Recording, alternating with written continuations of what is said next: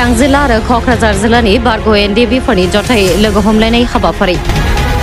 चिरां जिल्लानि सिङाव थानाय 0 नं निसिमा बिएफनि खयला मैला ब्लक इउपिपिएलनि मावख'आव जथायै चिरां जिल्ला आरो क'क्राझार जिल्लानि बारग' एनडिएफबिफोरा लोगो हमलायनाय हाबाफारि खुंफुंलाङो। मख'नो गोनांदि बे हाबाफारियाव बारग' एनडिएफबिफोरनि केसनि जेंनाफोरखौ फोजोबनानै होनायनि बाथ्रा आरो फैबाय थानाय बिसायख'थिखौ नोजोर बोनानै माखासे गोनांथार बाथ्राफोर सावरायज्लायो। बे सावराय जथुमाव बाहागो लाफैयो बिटिआरनि deputy chief Gobinda Chandra Basumatary, EM Ranjit Basumatary, ex NDFB welfare एस'सिएशननि आफादगिरिजों लोगोसे नेहाथारि दानसोरां नार्जारी आरो गोबां सोद्रोमाफोरा। मोनसे खोथाखौ मिथिनो मोनदों महिलारिया गावखौ गाबदों होननानै फोरमायदों। हाग्रामाया गावनो अस्तित्व गैयै सासे मानसि, बेहा जेबो अस्तित्व होननायानो गैला।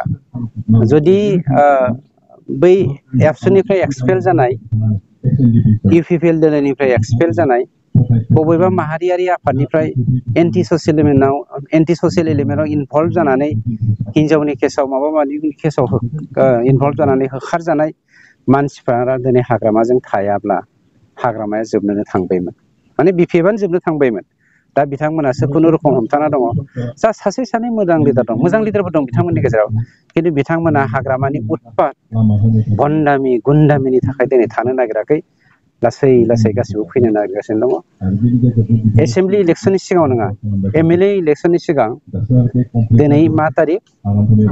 11 दिनै 11 तारिख नङा होमबा? 11 जुन। 11 जुन नेक्स्ट नोंथांमोना मे जुनाव इलेक्सन जाहैगोन। मे जुनाव एमएलए इलेक्सना।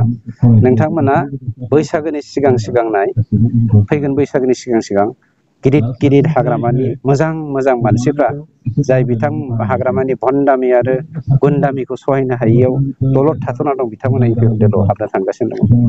गतिके इउपिपिएल दोलोआ ओरैबायदि रोहो रोहो, इंलिसाव इन पिक पजिशन होननानै बुङो, थिखिनियाव मोनहैना दङ।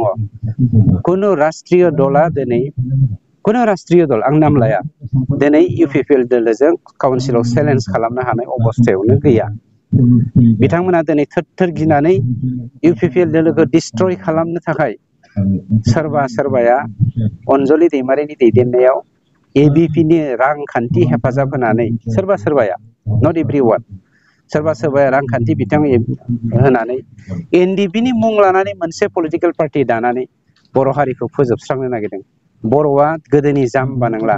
मोनसे समाव बर'आ गाइखेर फानना जौ लोङोमोन, दिनै बर'आ जौ फाननानै गाइखेर लोङो। आरो जों माखासे बेलायाव बावैसो साननि सिगांनो बेबो मोनसे बाथ्रा, जाय मानसिया बिखेब खालामा बियो जेलाव थांनांगोन आरो माबायदि जुक्तिनि खोथा? बे बुरबकनि सेराव हाग्रामाया गावनो सासे मूर्ख नालाय, गावहा मोनसे केस दङ। बे केसखौ गिनानैनो बियो सोरनिबा आथिंखौ हमलुंलाबायबाय थाखायो।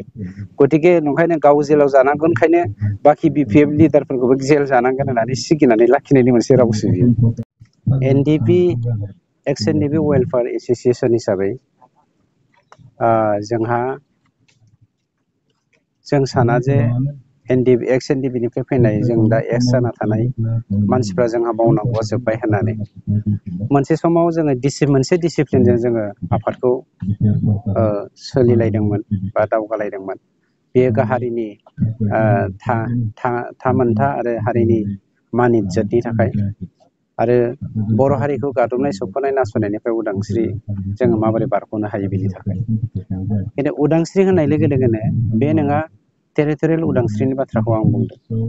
माने सासे मानसिया गणतन्त्र मोनसे देरसिन हादोराव उदां हिसाबै उदां बार लानो मोननायानो बा हानायानो बे मानसिनि मोन्थाय बा गणतन्त्रनि मोनसे होनाय फिथाइ। नाथाय बेखौनो दिनै सोरबाया होनो नागिरै होननायनि जाहोनाव जोंनि सोमावसारनाया जोनोम जादोंमोन। आरो दिनैबो जों सानै एक्स एनडिएफबिफोरा जोंहा मावनांगौआ जोबाखै।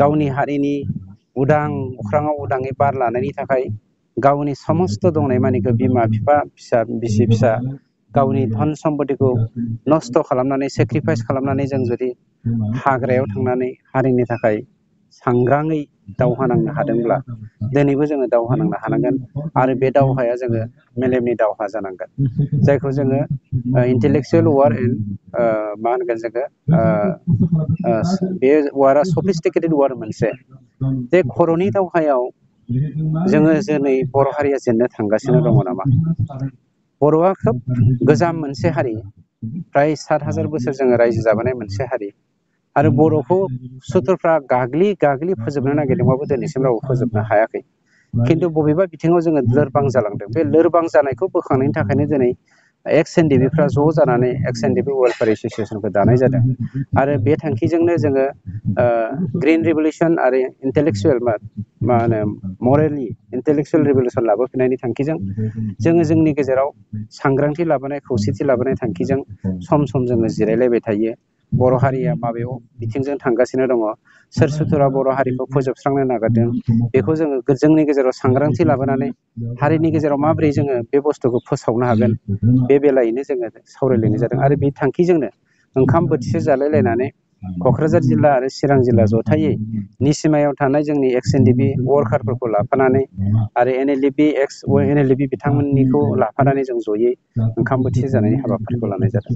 सार रिसेन्टलि जों दा नुनो मोनदों आदानि कम्पानि लांनायनि जाहोनाव लाबोनायनि नोजोरखौ लानानै पाब्लिकजों आरो पुलिसजों माखासे दावराव दावसि जानानै दं दा बे पावार प्रजेक्टआ आदानिनि नङा बे एपिडिसिएलनि आसामनि सिङाव मोनसे डिपार्टमेन्ट दङ इलेक्ट्रिसिटि डिपार्टमेन्ट बे डिपार्टमेन्टनिसो आरो बे डिपार्टमेन्टनिसो दिनै जोंनि गभर्नमेन्टआ हाखौ एलटमेन्ट होदों आरो एपिडिसिएलआ हयथ' आदानिनो कम्पानिनो लिज होदों बे लिजसो एलटमेन्ट होआखै जायखौ हाग्रामाया थांनाय 2014 मायथाइयाव जोंनि नैबे चिरांनिनो दालां सेरावहाय बै जोंना आइ दालां सेरावहाय 2,900 बिगा हाखौ मा नाम मोनलाय मा देब मोनलाय रामदेब बाबुनो दान होदों एलटमेन्ट होनानै बेफोरबायदि लासिं सिं जों खामानिखौ मावा जोङो लिज होदों आरो बेवहाय जोंनि हारिनि सेंग्रा सिख्ला लेखा गोरों मानसिफ्रा बेखार मानसिफ्रा इनभल्भ जानानै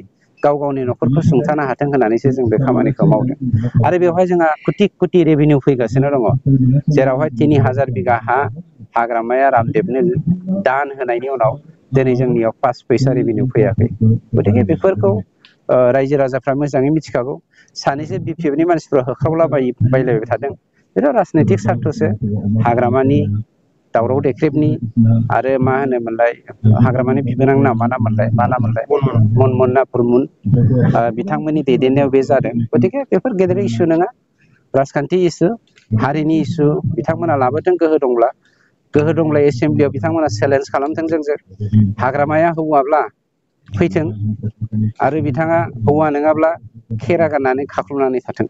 नोंथांनि डिपार्टमेन्टनिफ्राय दिनै फरेस्ट बा फरेस्टारनि आनजादखौ फोसावदों मा बुंदों?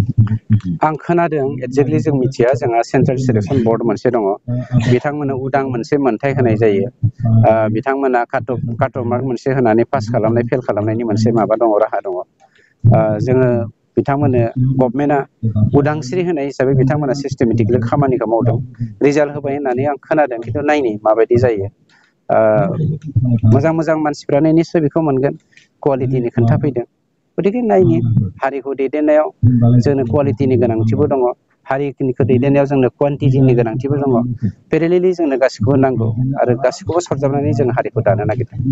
रामदेबनि जिखिनि हा होनाय अनजलि दैमारि आरो दावराव देख्रेब मोना जोंखौ आयेन फोरोंनो फैयैया गाहाम जोङो मिथिगौ सासे मानसिया एलटमेन्ट लानायनि उनाव बा गभर्नमेन्टनिफ्राय बेखौ लिस्टआव लानायनि उनाव बेसेबां समनि गेजेराव खामानि मावनो हायाबा बेखौ गभर्नमेन्टआ गावनि आवथायाव लाबोफिननो हागौ बेखौ जों मिथिखागौ बिथांमोना बेखौ लानानै पलिटिक्स गेलेयैया मोजां मानोना हानि आयेनखौ जोंबो फरायगासिनो दङ जोंबो सोलोंगासिनो दङ अनजलि दैमारिया हयथ' गावखौनो बिराद लेखा गोरों होननानै साननो हागौ दावराव देख्रेबाथ' बुद्धसो बेखौथ' जोङो खिब्रमाजों रुजुनोबो हायो दावराव देख्रेबखौ बेहा खुनु मेलेम गैया हाग्रामानि समाव हाग्रामानि एडभाइजार जानानै बियो ट्राइबेल बेल्ट एन्ड ब्लकआव गुबुन हारिखौ सोजोबनानै दा दिनै जोंनि दिनावहाय बे ट्राइबेल बेल्ट एन्ड ब्लकनिफ्राय इभेकसन खालामना होखारनांगौ होननानै इनस्टिगेट खालामग्रायाथ' बे दावराव देख्रेब आरो हाग्रामा मोनानो बेखौ जों बुजियै बाथ्रा गैया जोंनि खोन्थाया जादों बिटिसिनि सिङाव थानाय 35,86,000 गासै जाति जनगोष्ठी भारतीय नागरिकानो सान्थि गाव गावनि मोन्थाइखौ मोननांगौ आयेन बायदियै आयेनखौ निर्भर खालामनानै जों गासिबो खामानिखौ मावलांगासिनो दङ आरो बेखौ जोङो जास्ट आरो स्टाडि खालामनायनि गेजेरजों जों बिजिरगासिनो दं।